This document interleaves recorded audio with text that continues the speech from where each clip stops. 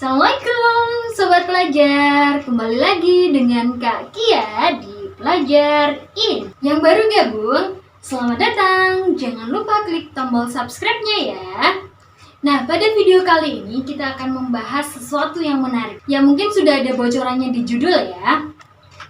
Nah, tadi pasti kalian penasaran ya, apa sih yang sedang kakak mainkan? Ya, bagi yang kalian dulu waktu kecil sering main, pasti familiar dengan benda ini. Ya, namanya adalah yoyo. Di zaman kakak kecil dulu, permainan ini sangat populer di kalangan anak-anak. Mungkin saat ini masih ada di pasaran, tapi sudah agak jarang ya. Karena saat ini anak-anak lebih familiar dengan game-game berbasis digital dan online seperti PUBG, Mobile Legends, atau Free Fire, dan lain-lain. Padahal kita bisa banyak belajar tentang sains dari permainan-permainan tradisional seperti yoyo ini. Nah, apa sih yang bisa kita pelajari dari yoyo ini? Yuk simak video berikut. Nah, di sini kakak akan memainkan yoyo ini ya.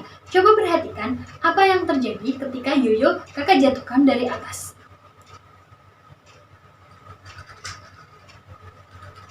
Ya, kelihatan kan? Ternyata yoyonya naik lagi, padahal kakak tidak menggerakkan tangan kakak yang di atas. Coba perhatikan sekali lagi ya. Perhatikan yoyo ini sampai titik terendah. Ya, yoyo berusaha naik kembali. Nah, yoyo berusaha naik kembali. Nah, yoyo berusaha mendaki pada ketinggian tertentu. Kenapa bisa gitu ya? Yuk, simak penjelasannya. Sekarang, kenapa ya yoyo ini naik ke atas lagi? Nah, jadi ketika yoyo ini sampai di titik terendah, terdapat sejumlah energi yang terakumulasi pada yoyo ini. Kemudian dia menggunakannya kembali energinya untuk naik ke atas. Tapi kenapa ya yoyo ini hanya naik sampai sebagian tali? Padahal, jadi sebenarnya secara teori, yoyo ini mampu untuk naik ke puncak lagi dengan energi yang tersimpan pada yoyo ini. Tapi kenapa ya tadi yoyo tidak mampu mencapai puncak? Nah, hal itu disebabkan karena adanya gaya gesek di permukaan yoyo dengan benda-benda di sekitarnya. Nah, salah satunya adalah di tali yoyo ini dengan jadi terjadi gaya gesek antara tali dengan permukaan yoyo yang ada di sebelah dalam sini. Nah, gaya-gaya gesek inilah yang menyebabkan yoyo ini tidak bisa. Gaya-gaya gesek inilah yang menyebabkan yoyo ini tidak mampu mencapai puncaknya. Ketika kalian bermain yoyo, kalian harus sedikit menarik talinya agar dia bisa mencapai puncak kembali, karena energinya tidak cukup untuk mencapai kembali ke puncak. Nah, sudah paham ya? Setelah ini akan kakak demonstrasikan sesuatu yang menarik lagi. Check it out. Di sini kakak punya dua gangsing dengan diameter yang berbeda. Kita akan putar dua gangsing ini secara bersamaan. Apa yang akan terjadi? Yuk kita lihat. Ya, ini dua gangsing kita akan putar secara bersamaan.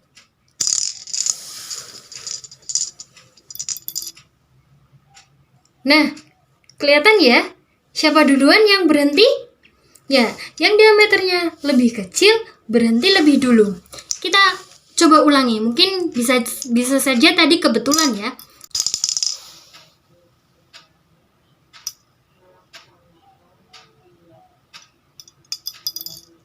Ulangi. Sekali lagi ya, ini yang di diameter besar, ini yang diameter lebih kecil.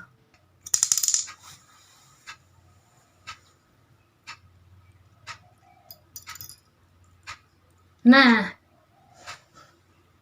kelihatan ya bahwa yang diameternya lebih kecil, dia akan berhenti terlebih dahulu. Kenapa seperti itu?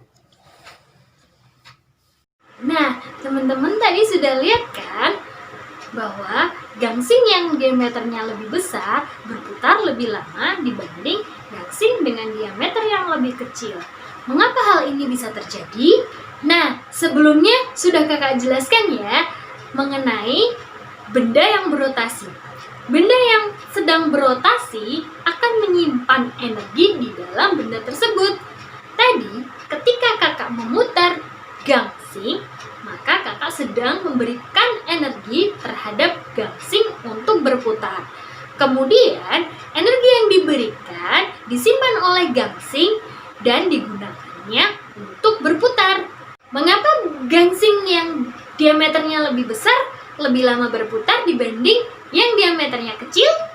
Hal ini dikarenakan setiap benda yang berotasi, benda tersebut memiliki suatu kuantitas yang dinamakan dengan momen inersia. Momen inersia berbanding lurus dengan jari-jari benda. Itulah definisi umumnya. Nah, jadi jelas. Pada gangsing yang besar, jari-jarinya lebih besar dibanding pada gangsing yang kecil. Itu sebabnya energi yang tersimpan pada gangsing yang besar lebih besar dibandingkan gangsing yang kecil. Itu sebabnya lah mengapa pada gangsing besar. Nah, jadi jelas ya. Pada gangsing yang besar, jari-jarinya tentu lebih besar dibandingkan pada gangsing yang kecil. Itu sebabnya pada gangsing yang besar, energi yang tersimpan di dalamnya lebih besar dibanding pada gangsing yang kecil. Itulah alasan mengapa gangsing yang besar berputar lebih lama dibandingkan gangsing yang kecil. Menarik bukan? Nah, kalian tahu ini ya? Ini adalah gangsing. Dulu, waktu kakak kecil, mainan ini juga populer di kalangan anak-anak. Nah, sekarang kita akan memainkannya. Perhatikan gangsing ini ketika kakak putar ya. Perhatikan ya.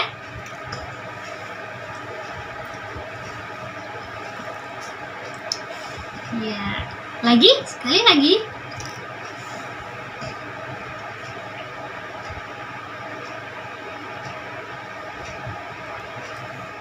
Nah, sebenarnya ketika kakak memutar gangsing ini, gangsing bisa berputar terus-menerus tanpa henti.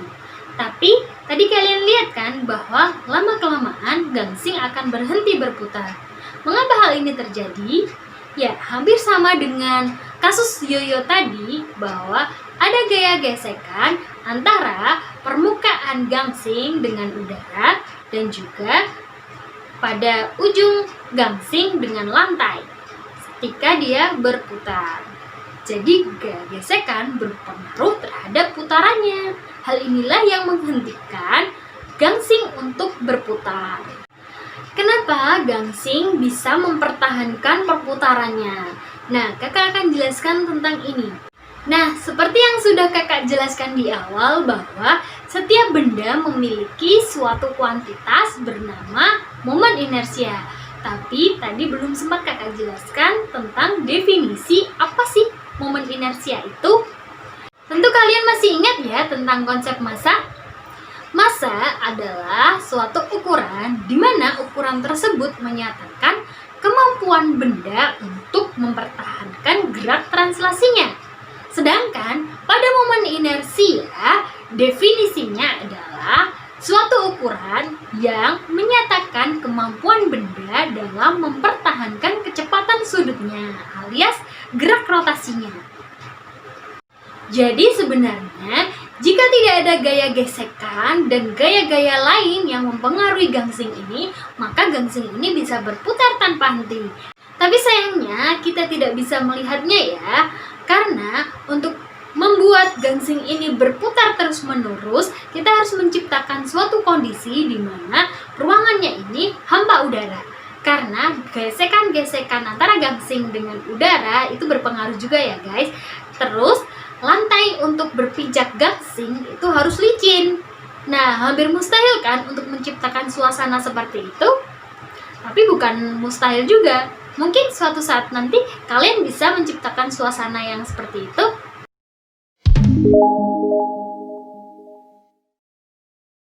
Ya, kita akan membahas momen inersia secara matematis. Apakah momen inersia itu?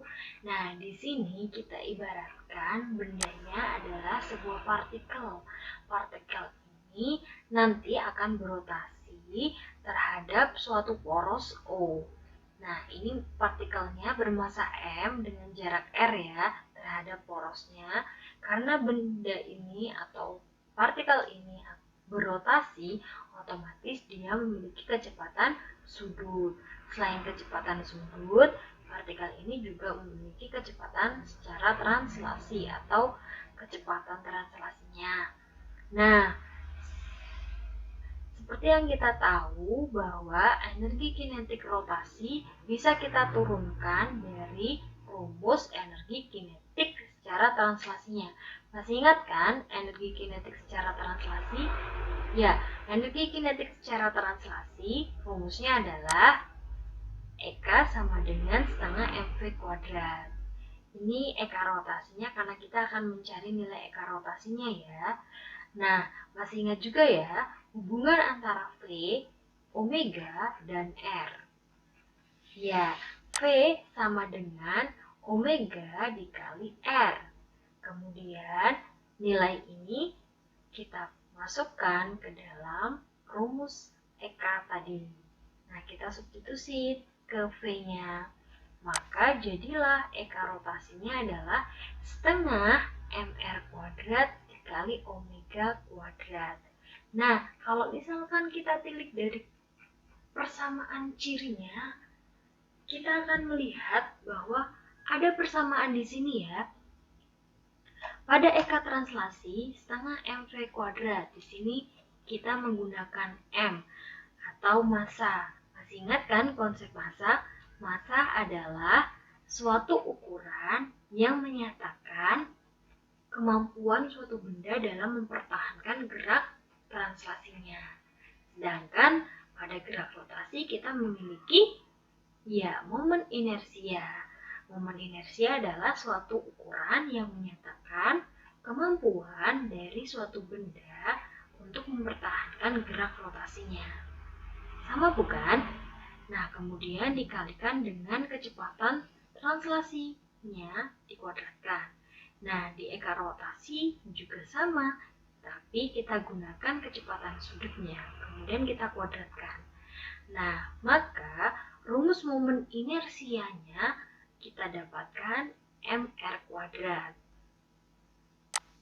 Nah, jadi bisa didefinisikan secara matematisnya bahwa momen inersia adalah hasil kali massa partikel M dengan kuadrat jarak tegak lurus partikel dari titik porosnya atau R kuadrat. Nah, kemudian ini ya secara matematisnya. Bagaimana jika bendanya disusun oleh banyak partikel seperti pada benda tegar? Nah, contohnya pada benda ini. Di sini contohnya adalah benda berbentuk kerucut ya.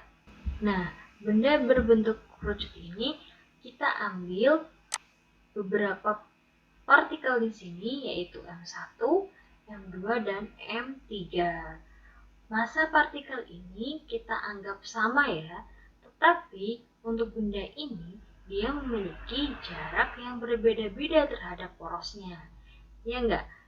R1, R2, dan R3.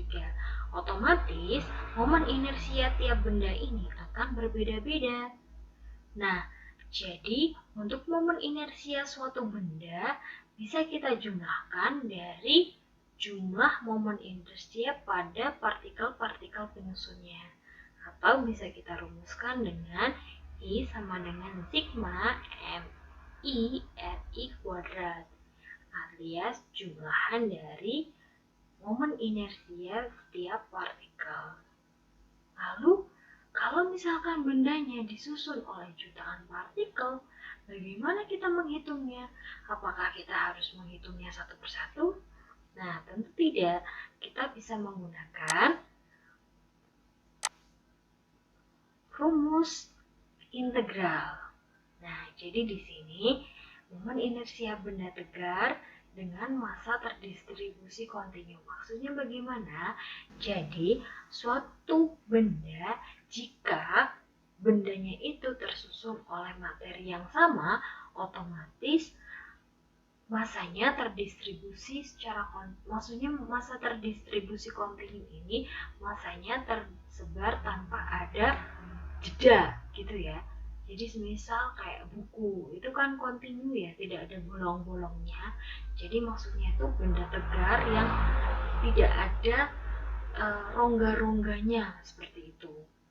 Nah, pada suatu benda tegar, ketika partikel penyusunnya sama, maka otomatis masanya sama ya. Hanya R-nya saja yang berbeda-beda.